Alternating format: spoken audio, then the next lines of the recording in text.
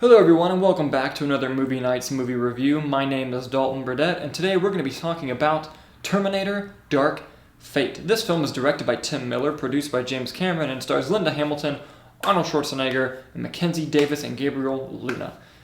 This film is another entry in the Terminator franchise, but however it is ignoring every other sequel except Terminator 2, and is going to act as if it's the third movie in the franchise. I should let you guys know right off the bat, I am a huge Terminator fan.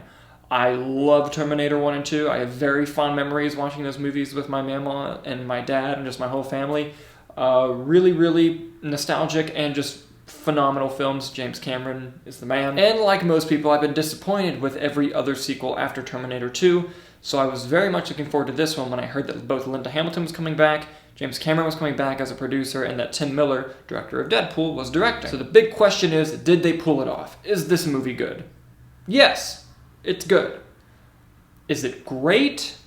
No. It is the best sequel since Terminator 2, but that's not really saying much considering all the rest of them have not been great. Although I will say, I didn't mind Terminator Salvation. I thought that one got too much shit, but it still wasn't great. But anyway, the good things about this movie, number one is the performances. Linda Hamilton is back, and boy oh boy does she kick ass. Arnold Schwarzenegger does good as well. Mackenzie Davis was kind of the scene stealer. The way that she was able to bring this visceralness to the movie was very exceptional. Gabriel Luna does a really good job playing the new Terminator in this film. He plays the line well of being robotic, but also having to trick people into thinking he's not robotic. He played that line very well, and it's not an easy line to ride. Junkie XL does the score for this movie, and he does a very good job. He's one of my favorite composers working. And yes, he does incorporate the do-do-do-do-do score a lot, and it's awesome. Gotta say, biggest positive about this film, though, other than Linda Hamilton, just because she's amazing, is the action sequences. They really knocked it out of the park with the action scenes in this movie. A lot of them are a little bit CG heavy, but even the scenes that contain a lot of CGI, the way that the scene was constructed, planned out, and choreographed was amazing. Like, every single action sequence, you're on the edge of your seat wanting to know what happened, especially the first act. The first act of this movie is damn near perfect.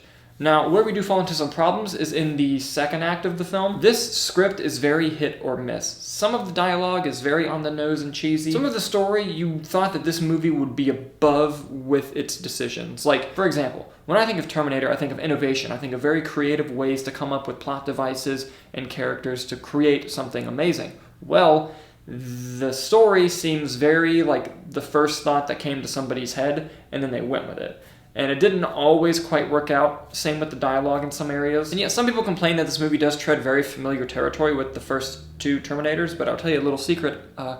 Terminator 2 and Terminator 1 are pretty much the same movie also. So that complaint, I have no problem with it being similar. The movie also struggles with trying to set up new characters while also giving enough attention to Linda Hamilton and Arnold Schwarzenegger. Arnold Schwarzenegger's role was very much known from the moment he entered to the moment he's no longer in the film. It was very much like, okay, this is Arnold's role. But Linda Hamilton's role, she kind of jumps back and forth from being a supporting role to who the film was about. And that was a line that they didn't do a good job of creating, because there's a new, quote-unquote, Sarah Connor, not actual Sarah Connor, but a new character who's basically the new Sarah Connor in this film. And Sarah Connor's two-movie arc from Terminator 1 to Terminator 2, they put in this character and put it into one movie where she isn't really the central focus the whole time, so you didn't really buy and get behind this character as much as you did Sarah Connor. Oh, also, there is a sequence in this film, in the opening scene, that is going to piss a lot of Terminator fans off. I loved it. I thought it was very bold, and it set the stage for what was going to happen, but some people are not going to be too happy. And yeah, it was something to see. So I'm curious to how you're going to react to that scene in the opening. Leave it in the comments once you watch the movie. So yeah, all in all, while it wasn't as great as it could have been, I still thought Terminator Dark Fate was a very good movie. I hope it makes money, because right now it's looking like it's not, but I really hope it does. I really love Tim Miller, and he deserves a good win. But thank you guys so much for watching, and for my grade, I'm going to give Terminator Dark Fate a B+. Again, thank you so much for watching, and I hope to see you soon.